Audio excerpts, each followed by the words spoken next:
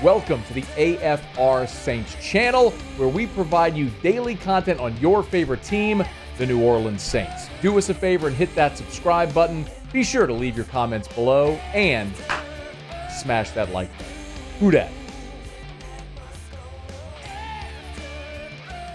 We've all talked a lot about Derek Carr, and it makes a lot of sense. I mean, he's going to be the Saints starting quarterback this year, and they went out and got him, tabbed him as their free agent, their guy that they want to lead this franchise forward. And there were many opinions for it, many opinions to the contrary of it. I think everyone wants to know. One of the arguments you always heard was, well, where does Derek Carr rank in the NFL? You know, where is he?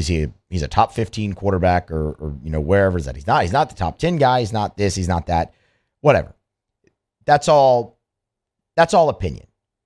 Now, granted, I will start this segment with one of those opinions from an outside source, but we'll take it away from that and focus it a little bit more on the New Orleans Saints. Chris Sims over at with Pro Football Talk, does his top 40 NFL quarterbacks. Today, they came to Derek Carr, and Derek Carr was ranked number 18 in the top 40. And this is the explanation why. Reliable veteran, but safe decision maker who never seems to let it fly. Knows how to play the position. He's got a tight release, right? He can make all the throws, but he's one of those guys that's a little too conservative, doesn't let plays develop down the field all the time and take advantage of what's there to be had. You're like, hey, the pocket's good. Pat the ball one more time. Hit the 20-yard corner route. Don't throw the ball 3 yards in the flat, right? Those are some of the negatives with him there. And then this past year specifically, and again, we're in a tight group here, right? It's nitpicky. He played some of his worst football in big moments, right? I think that was the big thing. Biggest moments, made some really bad decisions, left some plays and points on the field, and I think that was really probably the reason that, you know, the Raiders organization wanted to move on. Okay, here's my thing. Rank him wherever you want. I don't care. I mean, that does not that doesn't really impact the conversation. It was just really a jumping off point.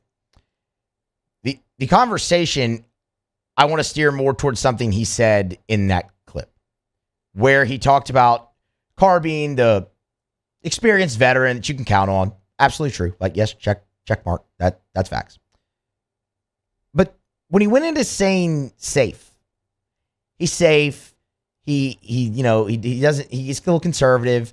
He doesn't get the ball. He got tight release, quick, can make all the throws, but sometimes just checks down. That doesn't always go for it, and called it a negative.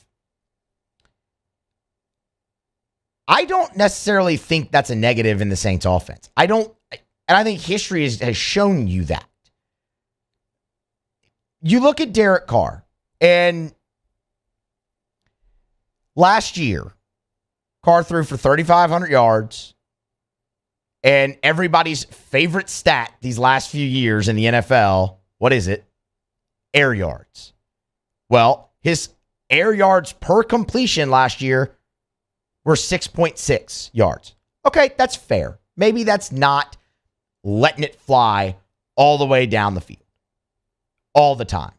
But you just said in there, he can make all the throws, so he's got that ability. But here's my point where I say I don't think that's a negative in the Saints offense. Look at the last few quarterbacks to play in the Saints offense. Andy Dalton last year. Granted, I understand that wasn't, the set the world on fire offense that any of us really wanted to see from the New Orleans Saints. I get it. Andy Dalton last year, 6.1 air yards per completion. Derek Carr was at 6.6 and threw for more yards, more touchdowns, all of that than Andy Dalton last year. You can look at Jameis Winston, his first year as the New Orleans Saints starting quarterback in 2021. And what was the conversation we all had at nauseum all offseason about Jameis Winston leading into that year? He's got to protect the football. He has to know when to risk it. He has to know when to protect it. Sean Payton's got to get him ready for that. And we had all the conversations, and Jameis talked about it himself. It's about the decision, right? That's all it's about. It's about the decision. Maybe sometimes the best decision is just to throw the ball away and take and play for the next down. Maybe the best decision is to check the ball down. Maybe the best decision is to go for the gusto down the field.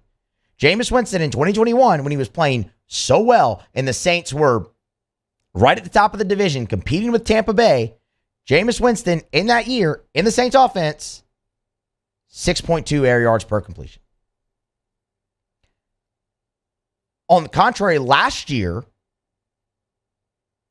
when Jameis wasn't great, and he's playing hurt, I understand all of that. I'm not discounting that at all. But there were moments where Jameis forced the ball last year. Can we all agree on that? So last year, in his 3 games, where he had more interceptions than touchdowns, 9 air yards per completion for Jameis Winston. Forcing the ball downfield a little bit more. That's not a negative in the Saints offense that Derek Carr is too safe, as Chris Sims said, or is too conservative.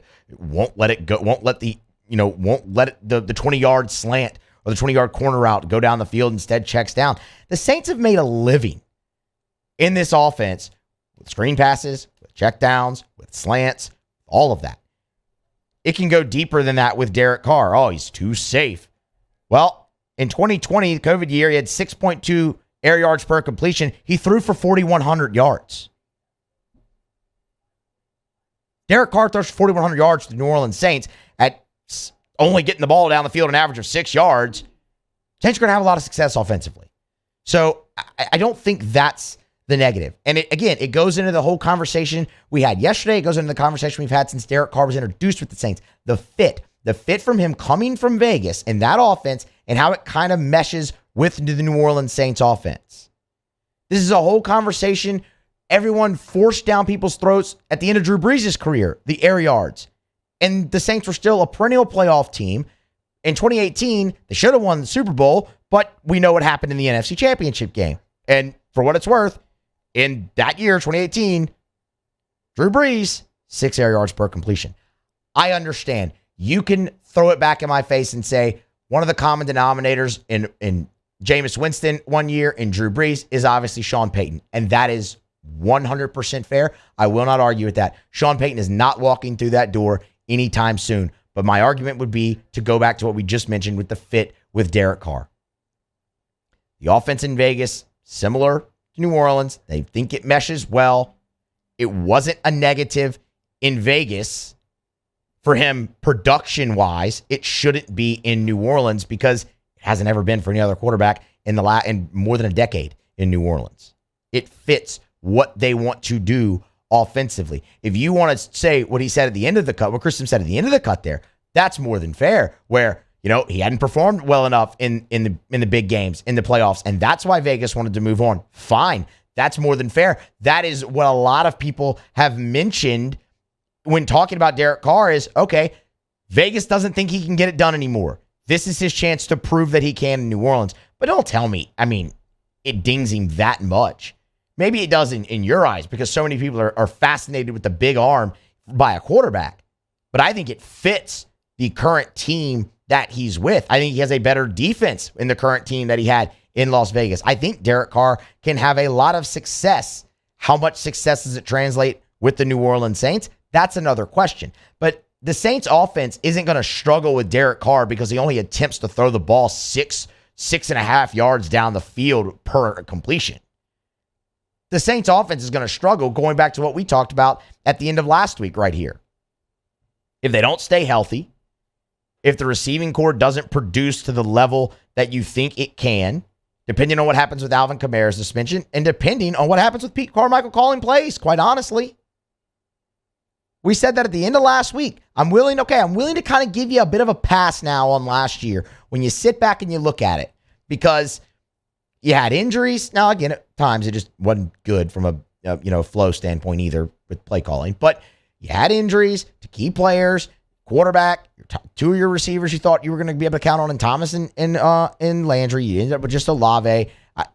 You had injuries along the offensive line. Okay, fine. But this offseason is mirroring last offseason a lot. with what they're saying, with what's coming out of that building, with you think you're going to get Michael Thomas back.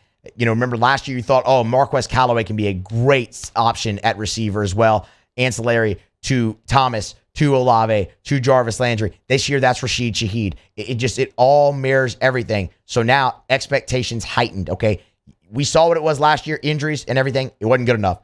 You want the success week 1 against Tennessee this time out. It's going to have to depend on, can they stay healthy? Can the receivers be what you think they are? And Derek Carr. But it's not just because, he didn't throw the ball down the field enough. That might be a negative to you in the grand scheme of things. That's not a negative in the New Orleans Saints offense. We'll see how it goes for Derek Carr and the New Orleans Saints. There's a lot of questions about that team, and again, rightfully so. But I think they have a chance to, with what they have on the field, they have a chance to overachieve a little bit from expectation. What's going to hold them back, and why ultimately I don't think they do, is the leadership on the side. Hey, thanks so much for watching. Please leave your comments. I love to interact, and be sure to hit the red subscribe button below.